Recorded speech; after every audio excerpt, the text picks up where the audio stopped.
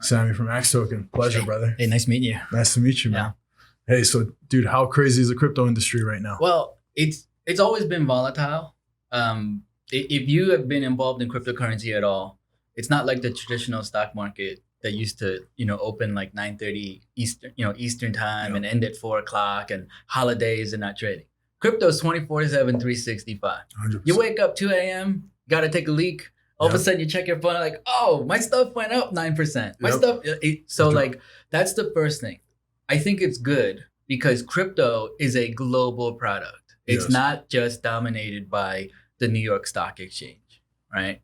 And when I look at cryptocurrency or technology exists because the marketplace wants more, needs more, right? And I don't know about anybody else, but most listeners, I don't think they have much confidence that the United States government is doing very much monetarily to help John Q. Public. Yeah. So that's why cryptocurrency exists, right? So, and then when I look at FTX, the biggest problem that I have with centralized exchanges is that they're almost all founded by people who have a mindset in fiat currency. Yes. And when they do that, deposits to them is green light for them to go borrow and do other risky things with the money. Right. And when that happens, you get burnt.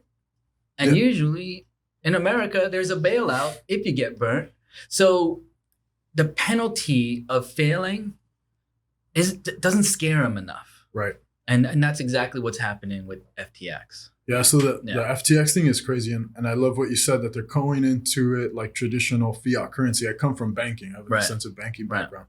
And when I look at the platforms, a lot of it is a very similar process. They work like a bank where they're going to absorb money and then they're going to take the money. They're going to lend it. They're going to create derivative products and then they're going to use other people's money. I was explaining this to a friend. I said, if all of us decided to go to Wells Fargo simultaneously and withdraw our money, the same thing would happen to Wells Fargo. Exactly. Right. And so, but the big banks are secured. The FDIC protects them. Right. So it's a little bit different. They don't have as much risk, or the consumer doesn't have as much risk, but there also isn't as much opportunity for wins, losses. Well, it's and then there was a bailout, right? There's a bailout. The 08 bailout. Countrywide and, all Washington Mutual, all these toxic loans.